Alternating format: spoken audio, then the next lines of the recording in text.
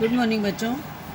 आज बच्चों हम लोग महाभारत का लेसन 20 यक्ष प्रश्न, इसके पहले हम लोगों ने मायावी सरोवर के बारे में वीडियो बनाया था। आज आपका ये इस सिलेबस का आपके पीरियोडिक एग्जामिनेशन का ये सिलेबस महाभारत का 20 लेसन है या लास्ट लेसन है बच्चों। इसमें देखिए, आपने जब देखा था कि अर्जुन, नकुल, सहदेव, भीम ये चारों ही सरोवर का जल पीने के बाद अचेत हो गए थे, अर्थात मृत प्राय हो गए थे। तो उस समय युधिष्ठिर ने यक्ष के प्रश्नों का जवाब दिया था। आज हम लोग इस लेसन में ये देखेंगे कि उस यक्ष ने उस सरोवर का जल पीने के बदले में उनको किस तरह के उनके प्रश्नों को पूछा। तो बच्चों, युधिष्ठिर उसी विषैले तालाब के पास जा पहुँचे जहाँ का जल पीकर उनके चारों भाई मृत से पड़े हुए थे। असहाय शोक के कारण उनकी आंखों से बच्चों आंसू बह चले। कुछ देर विलाप करने के बाद युधिष्ठिर ने जरा ध्यान से भाइयों के शरीरों को देखा और अपने आप से कहने लगे, या तो कोई माया जाल सा लगता है, क्योंकि पाँव के निशान तो नज़र नहीं आ रहे हैं। हो सकता है कि दुर्योधन का कोई षड्यंत्र हो और पानी में विष मिला हो। यही सोचते सोचते जो है बच्चों, युधिष्ठिर जो है प्यास से, उनको भी प्यास बहुत लगी थी, तालाब में उतरने लगे। उतने में ही वाणी सुनाई दी। युधिष्ठिर ने ताड़ लिया कि कोई यक्ष बोल रहा है। उन्होंने बात मान ली और आप कहा कि प्रश्न आप कर सकते हैं। तो यक्ष ने कई प्रश्न किए बच्चों, जैसे कि उन्होंने सबसे पहले प्रश्न पूछा कि मनुष्य का साथ कौन देता है। तो आंसर उन्होंने दिया कि धैर्य ही जो है मनुष्य का साथी होता है। कौन सा शास्त्र है, विद्या है, जिसका अध्ययन करके मनुष्य बुद्धिमान बनता है। तो कोई भी शास्त्र ऐसा नहीं है, महान लोगों की संगति से ही मनुष्य बुद्धिमान बनता है। भूमि से भारी चीज़ क्या है? संतान को कोख में धारण करने वाली माता भूमि से भी भारी होती है। आकाश से भी ऊंचा कौन है? पिता। हवा से तेज चलने वाला कौन है बच्चों? मन। घास से भी तुच्छ कौन सी चीज़ होती है? चिंता। विदेश जाने वाले का साथी कौन होता है? तो विद्या। घर में ही रहने वाले का कौन साथी होता है? पत्नी। मरणासन वृद्ध का मित्र कौन होता है? दान, क्योंकि वही मृत्यु के बाद अकेले चलने वाले जीव के साथ साथ चलता है। बर्तनों में सबसे बड़ा कौन सा है? भूमि सबसे बड़ा बर्तन है, जिसमें सब कुछ समा सकता है। सुख क्या है? सुख वह चीज़ है जो शील और सच्चरित्रता पर स्थित है। किसके छूट जाने पर मनुष्य सर्वप्रिय बनता है? अहम भाव के छूट जाने पर। किस चीज़ के खो जाने से दुख नहीं होता? क्रोध के खो जाने से। किस चीज़ को गंवाकर मनुष्य धनी बनता है? लालच को। संसार में सबसे बड़े आश्चर्य की बात क्या है?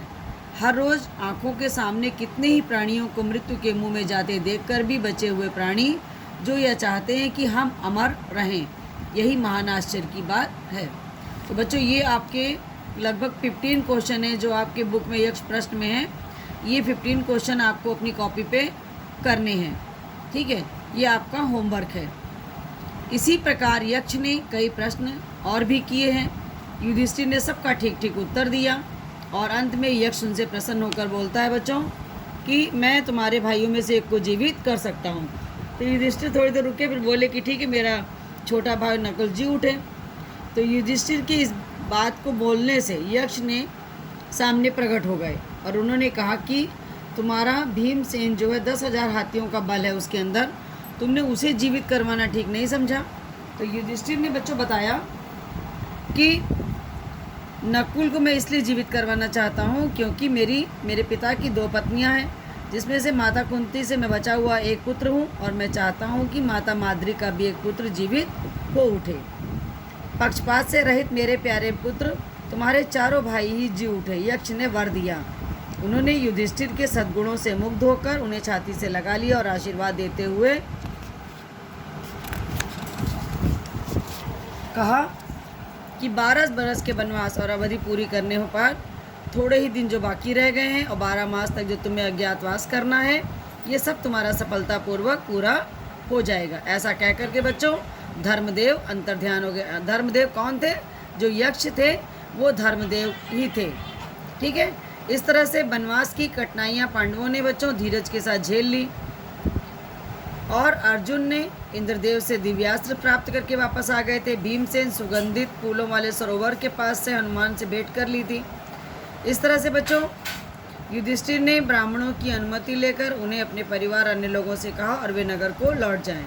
युधिष्ठिर की बात मानकर सब लोग नगर लौट गए और पांडव जो है बच्चों उसी रात सबको सोया हुआ छोड़कर जाने कहाँ चले गए।